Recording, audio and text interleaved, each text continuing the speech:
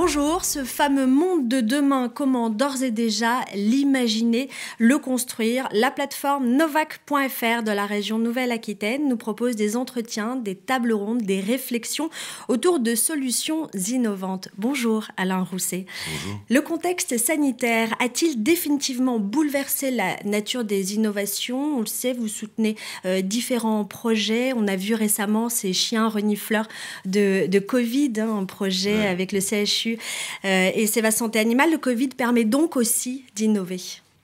Le Covid non seulement permet l'innovation, mais il accélère l'innovation. D'abord, on a constaté depuis plusieurs années que on avait des délais de livraison pour certains médicaments et que certains patients n'avaient pas leurs médicaments, parfois des médicaments sur les maladies au long cours. Et on s'est aperçu avec la Covid que 80 à 90% des bases de médicaments, des principes actifs, venaient de Chine. L'électronique, pareil. Donc, comment on ne pourra pas fermer les usines en Chine et les amener aux mêmes conditions sociales, économiques, environnementales? Il faut qu'on fasse des sauts technologiques. Il y a un effort de recherche considérable. Prenez les médicaments. Et nous sommes en train d'y travailler en Nouvelle-Aquitaine depuis une année. Vous avez une entreprise qui s'appelle DRT, pour dérivés résiniques et terpéniques. La résine des pins sert à faire non seulement des produits de nettoyage de la maison, mais aussi des produits cosmétiques. Pourquoi pas des médicaments? Pourquoi pas des médicaments? Comment fait-on autour de l'économie circulaire, de la déconstruction des anciens ordinateurs pour récupérer un certain nombre de métaux lourds et rares et pour refabriquer d'autres ordinateurs ou d'autres types de produits électroniques, portables ou etc. Comment fait-on pour faire durer plus longtemps aussi portables et ordinateurs? Il y a des enjeux assez considérables aujourd'hui. Comment fait-on, pas simplement pour l'espèce humaine, indirectement pour l'espèce humaine, mais par l'espèce animale, pour arrêter d'importer des tourteaux de soja d'Amérique latine, plus ou moins OGM, et de les remplacer par le colza qu'on fabriquerait ici, qu'on ferait pousser ici. Il y a des pistes étonnantes. Et vous mettez aussi en relation ceux qui ont des idées, ceux qui peuvent les produire. Voilà, vous avez à Brive, par exemple, j'adore les détails, vous le savez, vous avez à Brive une entreprise qui s'appelle UV Germi, qui utilise les ultraviolets pour désinfecter une pièce ou pour désinfecter un objet.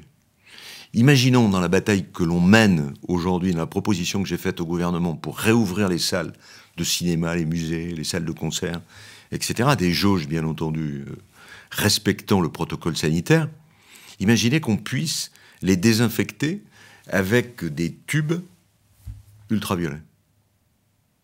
Et comment, en contactant toutes ces entreprises, parce que la force du Conseil régional aujourd'hui, c'est d'avoir dans la tête de tous les collaborateurs et les collaboratrices, et pardonnez-moi, votre serviteur aussi, une connaissance encyclopédique du monde industriel, scientifique et technologique de la région, de la grande région.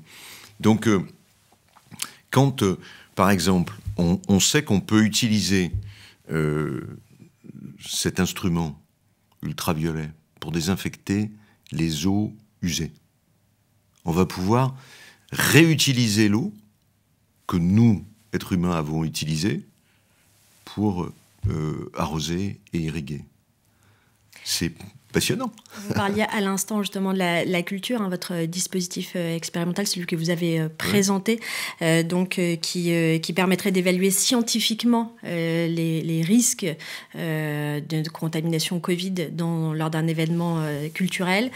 Vous n'avez pas, je crois, encore reçu le feu vert du gouvernement. Il y a un problème de fiabilité?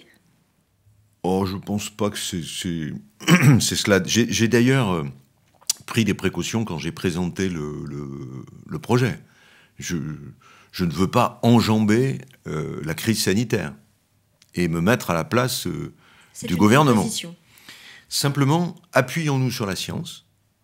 Il y a 30 éléments dans ce logiciel qui va être utile pour le responsable d'une salle de cinéma, d'un musée, etc., etc., pour savoir si sa poignée de porte, si la file d'attente, si la jauge ou l'espace de sa salle de concert, ou les problèmes.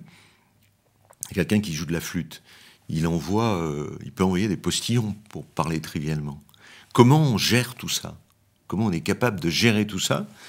Et l'intelligence artificielle peut nous aider, le logiciel peut nous aider. C'est ça que j'ai proposé à la ministre, et nous travaillons avec l'université du Mans. Vous espérez une réponse Je pense que c'est compliqué pour elle, je pense que je l'aurai bientôt au téléphone, et on va en parler, j'espère, parce que la culture, c'est la respiration de la société.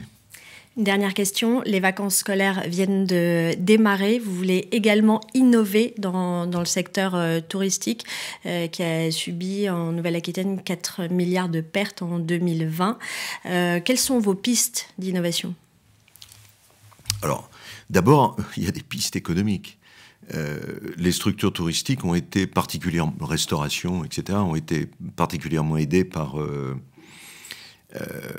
les dispositifs de prêts de trésorerie de l'État et des régions.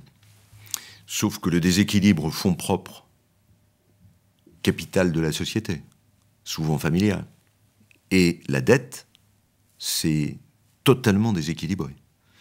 Donc, comment mettons en place un dispositif d'appui aux fonds propres de l'entreprise? Comment peut-on suivre et vérifier que sur le plan du tourisme, dans ces vacances, il n'y aura pas des clusters? Donc comment, ça c'est plutôt le rôle de l'ARS, on va pouvoir détecter très en amont ces clusters. J'aime pas le mot cluster, parce que le cluster fait plutôt appel à un regroupement d'entreprises qui ont une même savoir-faire et une même technologie. Et puis, essayer de faire en sorte que le tourisme intérieur, le tourisme des monuments, le tourisme des espaces, comme il y a eu pendant l'été dernier, beaucoup de gens en montagne. Beaucoup de gens dans plutôt essayer de prendre le bon air, être éloigné, en respectant tout ça. Il va falloir qu'on respecte les mesures sanitaires pendant longtemps, je pense. Merci beaucoup, Alain Rousset. Plaisir. Retrouvez toutes les réflexions autour de l'innovation dans notre nouveau monde sur la plateforme novac.fr.